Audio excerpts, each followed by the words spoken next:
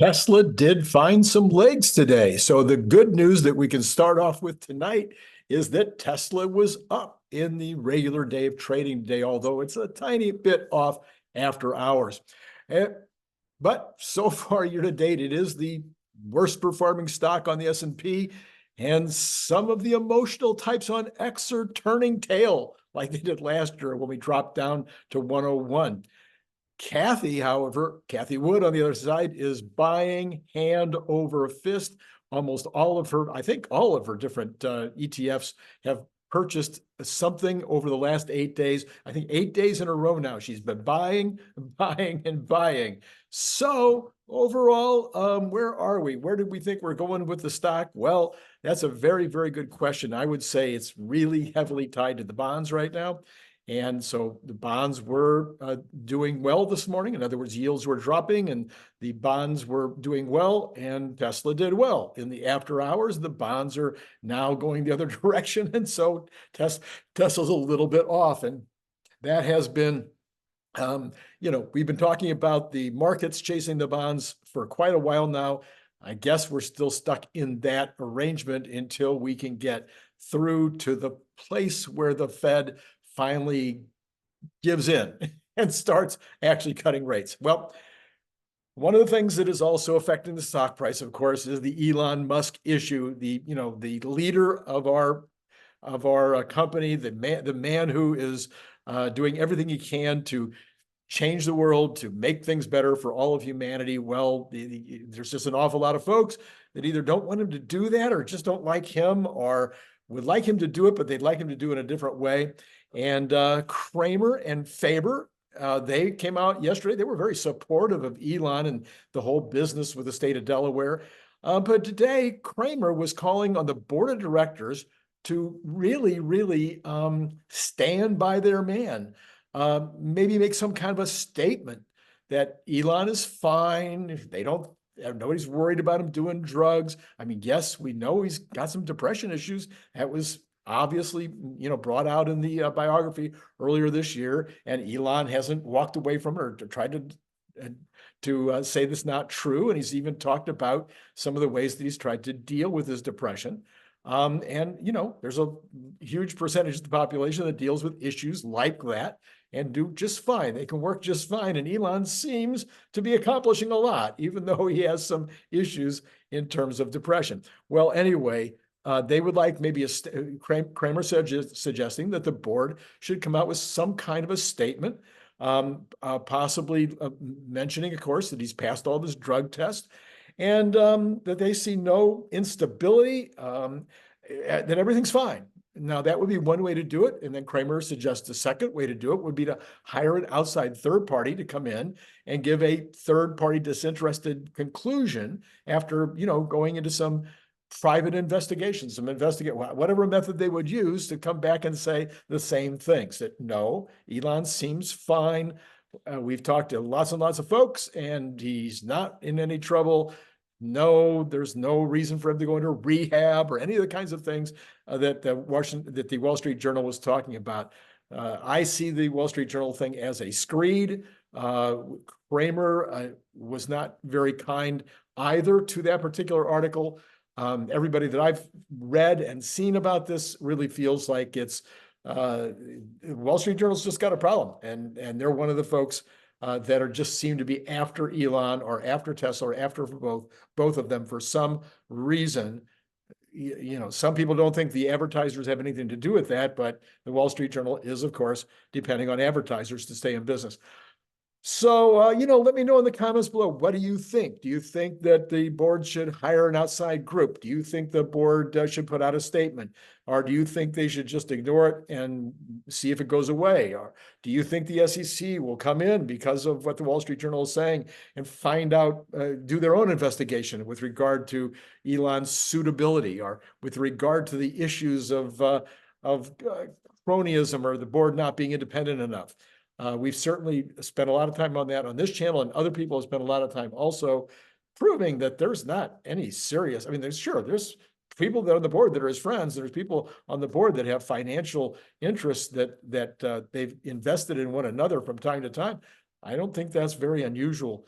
in companies, especially startups that are requiring the kind of capital that this company required in order to get going. Anyway, I'd love to hear what you think in the comments below about all of this ongoing craziness. Well, so if Elon isn't distracted enough by the election, which he's spending an awful lot of time talking about on X, or the political issues of the day, which he spends an awful lot of time talking about on X, well, this entire issue with the Wall Street Journal and all the piling on, it is got to be, one more distraction. He's not easily distracted. I think he's somebody that can really concentrate, but I'm beginning to think, I said this earlier today, I think maybe it's time for him to hire a really strong COO, turn over the day-to-day operations to a COO. This could not be a bad thing. This could really be a very, very good thing. In each of his companies, he's had this one person, this one go-to person now that is really kind of running the day-to-day shows so that he can really use his brain for the stuff that he's best at. And so that would also give the rest of the investing community and the pundits and everything I think people sometimes call it the adult in the room, somebody that is not quite as likely to go off on certain tangents and tears that interrupt the calm that investors like to have around the companies that they invest in. So anyway, I think that'd be a great idea. I think it should be somebody really, really strong, very, very strong. I mean, it's top talent. I'm not sure who's out there that's available, but somebody that everybody would just instantly say, oh my gosh, that's what a pick that is. All right. I'm also calling on a second position here. Nobody else is calling for this one. I'm not the only one calling for a COO. People have been calling that for a while. I'm calling for a second position. And I think that there's a problem. I'm trying to get my arms around why people don't understand how critical it is to have a top talent in the sales and marketing department. I don't think Elon thinks that way. I think he believes if his product is good enough, it's going to sell itself. But you get into big numbers here. You get into the situation, yes, this marketing approach, your marketing approach you've been using of lots and lots of enthusiasm, lots and lots of mission statements, lots and lots of getting on television programs, lots of publicity, and lots of word of mouth, and all those things are working great because your product is amazing and it's priced well. Well, at a certain point, it's no longer about your total addressable market in terms of ability to pay. At a certain point, it becomes the total addressable market in terms of who actually understands it, who gets it, who's heard the mission, who understands what you're actually working towards, who really is in a position to have enough information to make a decision to get away from ICE cars. These are not the first adopters. Okay, the first adopters are always in the news. They're always trying to see the latest, greatest thing. But there's lots of people that wait. They wait until they are convinced, or they wait until several of their friends are on board, and then all of a sudden they go, "Oh, well, let me think that through." And this is where advertising and marketing can come in. So again, somebody with super duper chops, somebody that would just come in and really understand not just advertising and public relations. My buddy Larry Goldberg and Gary Black, they all about the advertising and the PR, and I agree, those are needed. But there's another part to this, and that's the sales side and the understanding of you got the supply chains on one side. On the sales side, you have the distribution channels. And the great example has been this whole thing with SAP stopping doing business, Hertz stopping doing business. You get the right salesperson in there, the right sales organization in there, you get the right sales leadership, an executive, a top vice president of sales who can go in there with Hertz, can go in there with SAP, and they can make a difference when these things are happening. And I know I've been talking about this for a couple of days, but we need to get somebody to listen. That position is not at Tesla that I can tell, and it needs to be there. All right, so let's see. What are your thoughts? Let me know in the comments below what you think about that. Okay, some other things that are happening right now. There is some hope here. We got the Cybertruck tour. So we have the Cybertruck tour in the United States and a lot of these showrooms. We got the Cybertruck tour taking place in China with thousands of people coming out and seeing the Cybertruck. Now you've got the Cybertruck tour going over to Japan as well. And so I'm guessing that there's been a lot of success so far with the tour in China. So now they're going to do it in Japan too. That would be a very, again, inexpensive way. It's not using it's not using outreach to specific categories, which I'm hoping that they will do, but it is a way to give publicity, to create headlines, to get crowds. And I'm thinking that the crowds in China are helping the sales of cars in China right now. And that's why they're moving it over to Japan now. We also have Tesla starting to do advertising on X in the United States. I do believe I was the first person to suggest this. About 2 weeks ago, I said, I think all of the stockholders would be perfectly happy to have Elon use X, even though he owns it, and he's going to get the benefit of it. I think everybody would be fine with him using X as a platform. He says it's got the best ROI of any social media right now. Okay, well, let's maybe some feedback off of that, Elon. Once we're on X for a while, could we have a report? How is the ROI? You just gave a report a little while ago. One of your executives, I forget which one, said, hey, here's what's happening with YouTube in terms of what we did and how it's affecting the number of people coming to the website. Well, how about the same thing with regard to X? Show us what's happening so we understand, because there's a conflict of interest there. So show us what's actually happening in terms of return on investment. That's also going to help you to sell to other folks. So it's a win-win. So anyway, I'm all for this advertising on X. I'm excited about it. I think that's great. Okay, then Tesla has now signed a deal with another hotel chain, with Choice Hotels, huge chain. 7,500 hotels, I believe, are involved here, to bring more chargers, some destination chargers to their hotels. It appears all of them. It's not 100% clear, but they're talking about on the order of 4 chargers per hotel, talking about 4 times 7, that's 30,000 chargers. We had that other deal just recently with the I think it was Hilton. I thought I had it written down here. Anyway, was another 20,000 units. And so this would be a 50,000 locations between these two groups. Well, that's how many total charging stalls there are worldwide. So all of a sudden, we're going to have, I don't know how long it's going to take to do these 50,000. It's taken us years and years to get to 50,000 total. Now we're talking about adding another 50,000. Where are we going to build these? Is the New York Gigafactory going to be expanded in order to be able to build a lot more chargers?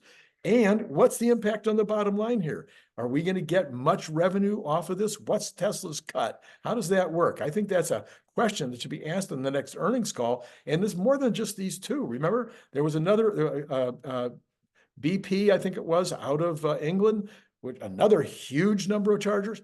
I think there's even a fourth one, if I remember right. So I don't know what the totals are now. Maybe somebody in the comments below does know what the totals are, or can remind me about who all the different groups are. But this is just the beginning. Maybe we're talking about hundreds of thousands of destination chargers being out there in various, not just hotels. It could be fast food chains. It's already like at Target. Those are, of course, the owned locations, but other organizations might want to have universities, schools, etc. So, and corporations. Anyway, lots of possibilities there. How big is that going to get, and how does Tesla benefit long-term on that? By the way, the Choice Hotels includes Radisson, Cambria, Comfort, Country Inn and Suites, Quality Inn, and other brands as well. This is from Dominique Dragsich, Executive Vice President of Operations and Chief Global Brand Officer for Choice Hotels. He said, this agreement with Tesla allows our brands to further stand out by increasing access to EV charging for guests and potentially drive incremental top-line revenue for hotel owners. At Choice, we are focused on ensuring owners and operators of our hotel brands, they're set up to benefit from strategic agreements that drive booking considerations and value. So that's that story. All right. By the way, I also talked with this about Larry. He thinks that it's not going to be a huge amount of revenue, but when you start multiplying $1 a day times 50,000 chargers, it's $50,000 a day. So it becomes real money in no time at all. Let me know your thoughts below on that one. All right. Okay, let's see. Ford ends up beating top and bottom lines today, and it gave good guidance. So my question is, shouldn't a good year for auto sales equal a good year for Tesla in the US? So why are expectations so low? Comes back again to my question I've been asking over and over again, is we have the capacity to get to 2.5 million cars.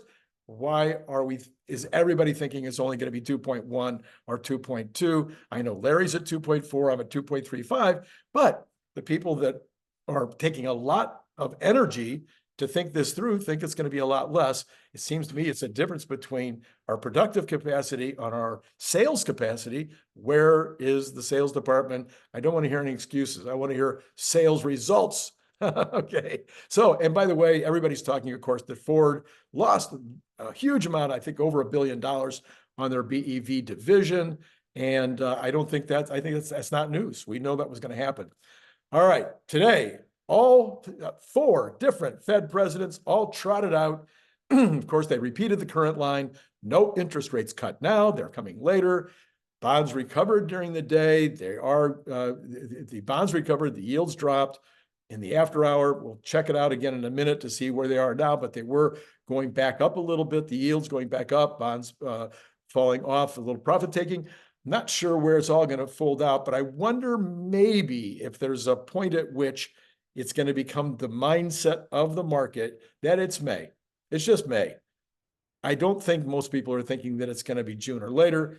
I'm thinking it's kind of coalescing around May. So it's going to be May, fine. Then the market can decide on that. And then maybe the bond market will settle down a little bit and not be so driven by all these different things.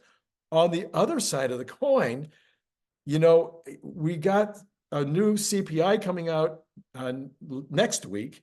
Then we got another PCE at the end of the month. We got another CPI coming out in early March before the Fed has their meeting. And you've got another employment report coming out at the end of February. And I wouldn't be at all surprised to see the CPI and the PCE be surprisingly good, meaning low inflation.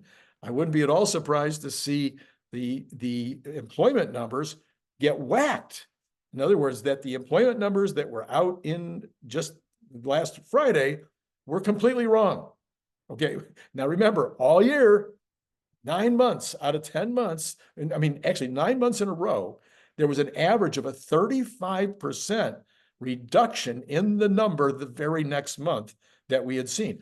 Huge high number, next month, 35%, 50%, 100,000 jobs off, really big, off in a very big way. We just saw in December over 100,000 jobs added. These numbers are completely wacko. They're completely useless. They're so bad that you can't even make a decision based on them. And now we've seen the ADP numbers and some other numbers that are suggesting, actually, we talked about it this morning on the show, the number from, I'm going to forget their name now. Anyway, from one of the other payroll companies, also not getting the same numbers in December and January that the federal government was talking about. We also saw that it was all part-time jobs and the full-time jobs were actually down for the entire year. And I've seen other kinds of information coming in from other people and we're talking about solid data showing that layoffs are increasing across the broad range of companies. And a lot of the reports, a lot of people in their guidance that as they're coming out here, as these reportings are coming out in the first quarter earnings reports, a lot of people are including layoffs as part of their guidance, not just in tech, but in other industries as well. So we might see a real shock to the system here at some point, at which point the Fed might have to move sooner than May. But at least for the time being, I think the market might finally just get it in their mind that May is where it's going to happen. So let me know all about your thoughts in that subject matter as well. But let's go ahead and we'll check right now to see how things have come along since I last looked.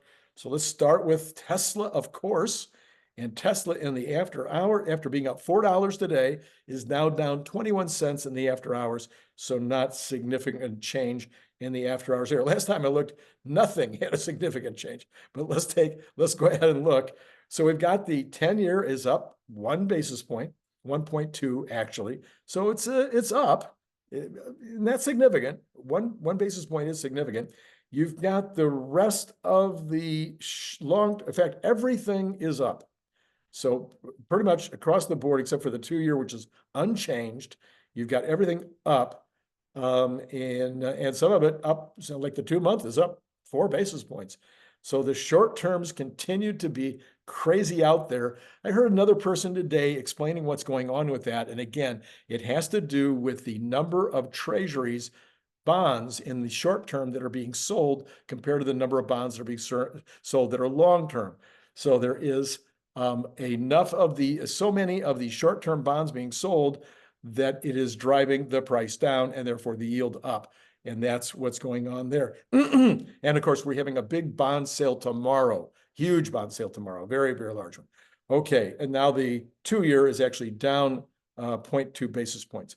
Let's take a look at oil and the rest of the information, the rest of the items here. We've got oil, 14 cents, so basically unchanged after. Brent is completely unchanged. Natural gas unchanged. Gold is 20 cents, unchanged. Copper up 0.04%, unchanged.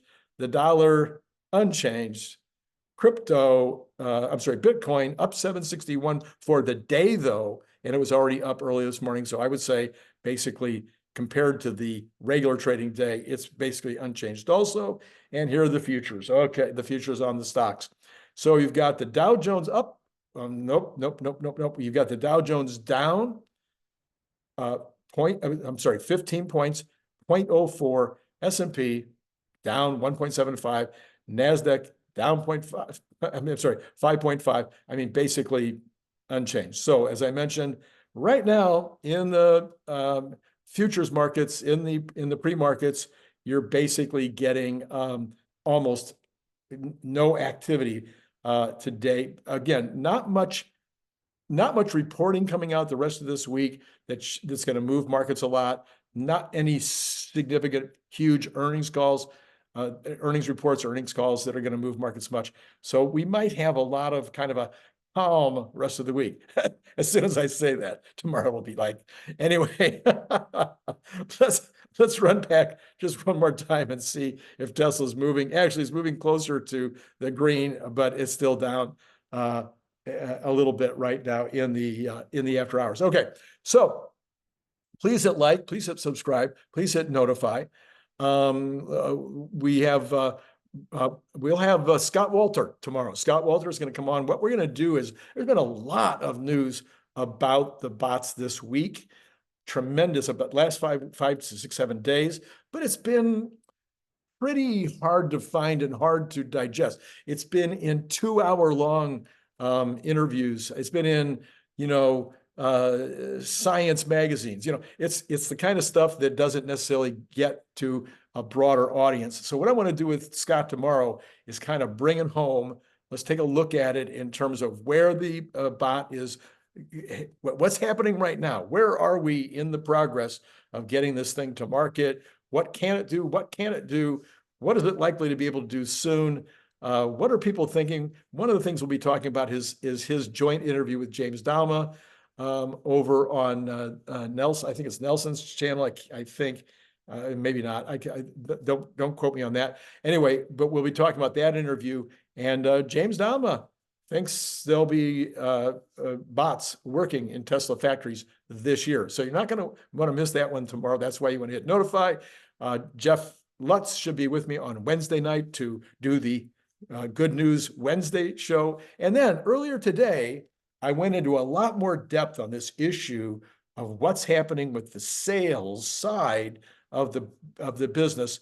And I did that with Brian White. It was a really fun show. Somebody even said, the humor helped.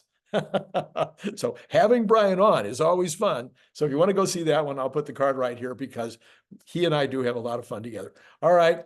I am looking forward to your comments from today's show. And until tomorrow, it has been great talking to you.